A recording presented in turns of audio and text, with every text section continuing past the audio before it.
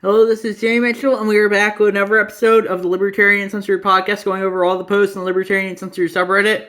Let's get right into it. First, we have the supply of professional shit libs has grossly outplaced the demand for Michael Malice on Twitter, and I posted that, and that was him quote tweeting Kieran Pass Reynolds. Well, he shared an image from them, and they said, "If May 29th, 2020, if you have any white friends who say, but I'm not into politics, you need to use your privilege and voice and wake them the fuck up. This country is full of racist psychopaths." And then he quote tweeted them just from January 25th of this year, and they said, "Well, after 2.5 years, I was laid off from Business Insider. I was awesome working with so many great journalists. Really sad to be leaving. I love writing for an array of beats, tech, digital, culture, music. Please hit me with ops for stories, bios, editing." And then they listed their Gmail. And I said,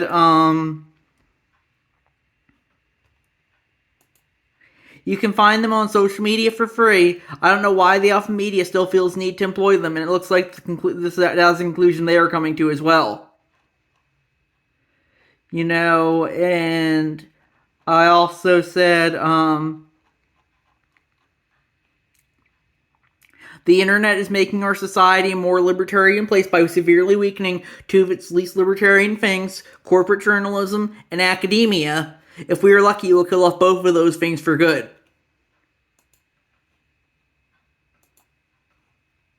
Then we have conservatives think it's a gotcha moment, but it's just an argument for free healthcare from International Silver One. And that's a cross post from the LGBT subreddit, and it's the NPC meme. He says, the medical industry profits off trans people's surgeries, and then the other guy says yes, which is why trans healthcare should be free, and then the NPC gets triggered. And I didn't comment on this one, but I personally think, healthcare shouldn't be free because, that's being entitled to the labor of others. That's essentially slavery. And, people who say, oh, why, how could people think they had a right to own slaves are the same people who say, oh, why wouldn't we have free healthcare yet? It just goes to show you that everyone feels entitled. When you feel entitled to something, that is not good. You're entitled to nothing, and everything outside of yourself, I would say, is more of a privilege rather than a right. So that's my thoughts on that issue. Then we have the judicial branch is full of activist judges that do everything in their power to encourage these kind of insane verdicts. Don't let your dislike of Donald Trump and Alex Jones blind you to the horrifying state of our judicial branch. And that's from Angela McCardle on Twitter, and I posted that, and I said that was her quote tweeting. Daily Wire News, court fines Trump $83.3 million over 8 times lawsuits requests in E. Jean Carroll defamation case. And I said,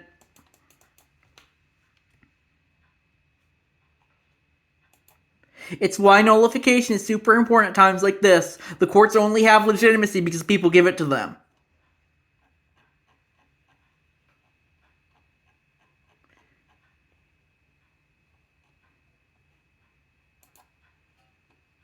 Then we have Let's Talk About Texas, Defiance, and Reality from Anarcho Federation. And that's a video from Bo the Fifth Column on YouTube. And Anarcho Federation adds, hadn't realized just how much of a political grandstanding Abbott's done is. Fight the feds, states' rights, they say, while doing everything in their limits to not poke the bear. And I personally think the libertarian perspective is you should be supporting nullification and secession down to the individual level. So I personally disagree with the reasons Texas is doing what it's doing for border control. But with that being said, I think Texas has every right to nullify and secede. Then we have Democrats vote down trans refugee bill in Maine after right-wing attacks. The Democrats are a party of cowardice from AaronInTheMorning.com by International Silver One. And as a crossroads from the transgender subreddit. And I didn't comment on this one, but, ultimately, it does go to show you that, I personally don't think we should have, refugee states or sanctuary cities, because I always think those tend to backfire in the end. With that being said, if they want to make their state a refugee state, I think they should be able to. And if people want to make them force them to back down like they did here, I think they should be able to as well. So that's my thoughts on that issue. Then we have a 170-year-old man killed in Arkansas police shootout from The Guardian from 2013. And I posted that, and I said, A reminder that you are never too old to take a stand against the state. Ultimately they can kill you. It doesn't matter if you're 10 or 110, they can kill you regardless. And that's why you should always be standing against the state and not kneeling over to them.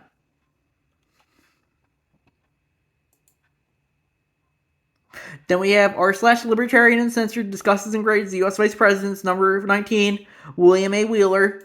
And I posted that and I said, Rutherford B. Hayes, VP, and a representative from New York at the time of his election. Wheeler doesn't seem to have done much as VP. Nearly half the section dedicated to his vice presidency on Wikipedia is about a fishing trip that he went on with the First Lady. He did cast 6 tie-breaking votes as president of the Senate, though, so I guess there's that, though I can't seem to really find anything on them. Final grade C+. Then we have every 2024 U.S. presidential candidate portrayed by SpongeBob, timestamped to the Libertarian Party segment from HY4 Lemur on YouTube, and I posted that. And I like the Libertarian Party segment is the Dr. Fish talking with the nurse fish. He says, this man has no insurance. And then the nurse fish says, oh, she'll never be able to afford this room. So then they kick me out of the room and put him in the hallway. And I said, I like how he calls him a man when he's clearly a crab. And I also added, leftists, how could they think people had a right to own slaves? Also leftists, where is my free healthcare? People don't have a right for the labor of others. And that's increasingly why, well, I don't think free healthcare would be good. I think if people want to have a system where they have others pay for their healthcare willingly, I think that would be okay. But right now, they think healthcare should be free, and that's not something that is true. Just like food isn't free, it requires the labor of others, and that's always important to note. Then we have calls mount for Biden to seize control of National Guard as Abbott ignores SCOTUS ruling from alternate.org by Potom 13. And I said,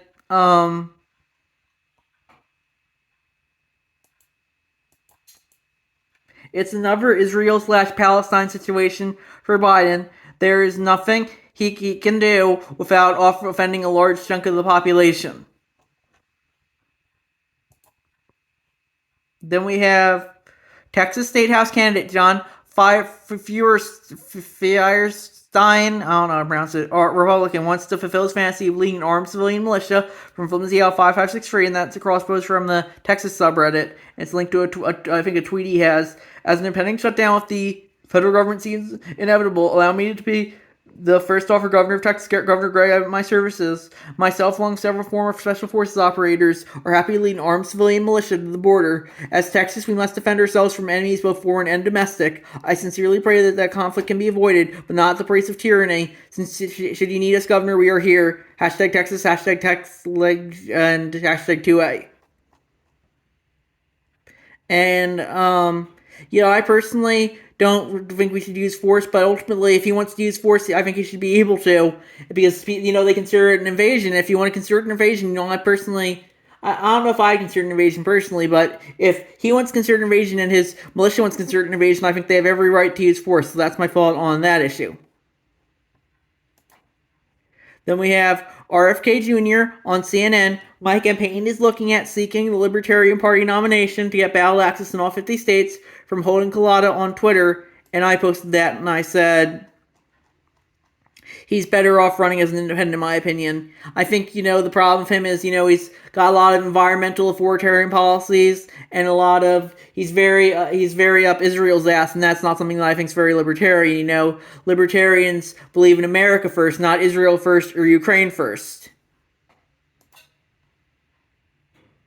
Then we have the government's push to monopolize control over AI has found a justification. We need to hold on to AI anarchy to prevent AI tyranny from LPMC on Twitter, and I posted that, and that one that was them quote tweeting Pop Base.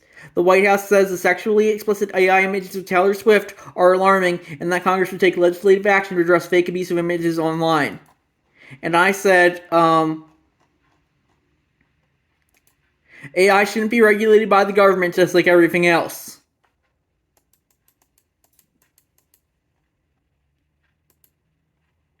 Then we have new pro-Palestine billboard from International Silver 1 from the crosspost from the r/Palestine subreddit, and it says, let's be clear, Zionism is your problem too. 3.8 billion to Israel every year. How is this America first? Paid for by, I can't seem to read, paid for AMP Chicago. And I would agree with that. The thing is, I agree, we need to be putting America first, not Israel first or Ukraine first. And right now, that's all they seem to do is want to throw money at Israel and Ukraine. Then we have GOP and audio. Endgame is to ban trans healthcare for everybody from the Los Angeles Blade, posted by Kage blah blah blah. And I said, I personally think that a lot of trans, quote unquote, trans healthcare is going to be looked back on like getting a lobotomy. But if adults want to do it, I think they should be able to. With that being said, 10 years ago, this article would have been about gay marriage, and 10 years from now, it will be about something else. That's how the Overton window shifts.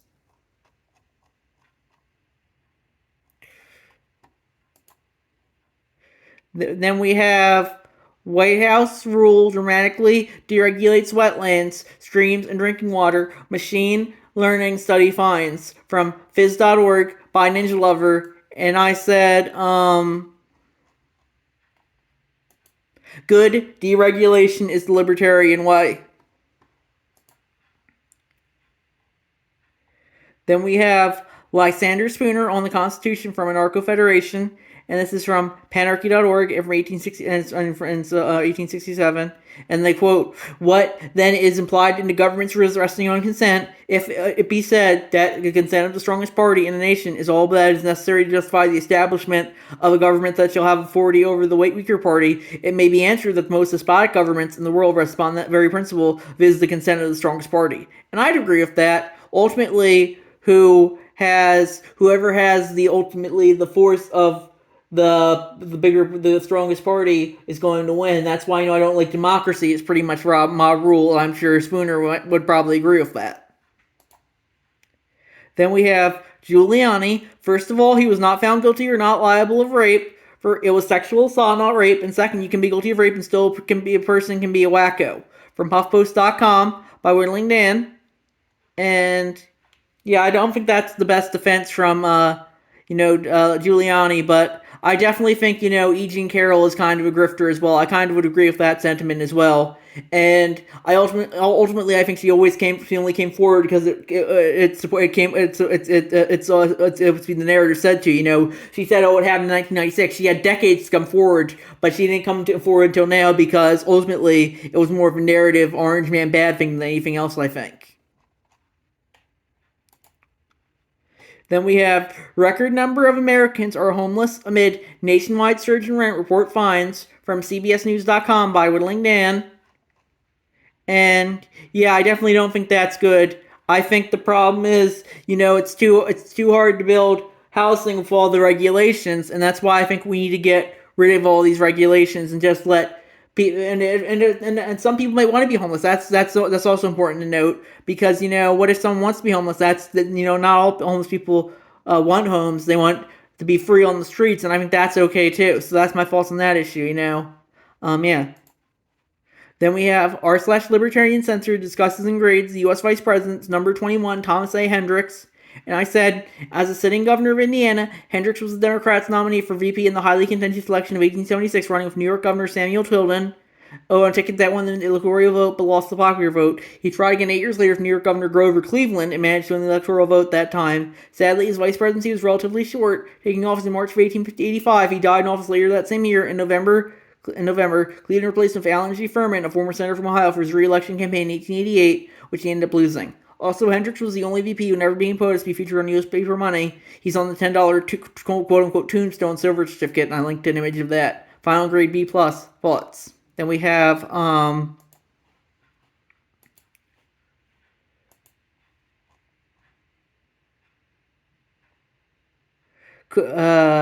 watch Nancy Pelosi claim that protesters opposing Israel's genocide in Gaza are spreading Putin's message and that she wants them investigated for possibly being on Russians' payroll. From Aaron Mate on Twitter, and I posted that, and I said, could I be so out of touch? No, it must be Russia's fault. And yeah, and then JWR11 commented, JWR1111 commented, she's right, Hamas left Gaza is blamed for all the violence and death. They attacked, dismembered, killed, and raped innocent men, women, and children. To stand up for them and this horrific behavior is criminal and should be investigated. Love you, Nancy. The House needs you back as leader. And I replied, looks like she's too busy doing insider trading to be leader, unfortunately. That's Nancy Pelosi. It's just, she's just all doing the old neo griff, and people are still following it, even though she's been in Congress since the 80s, and that's just really makes me ashamed of our society. And then I think we're gonna wrap it up there. I'll see you guys next episode. Bye.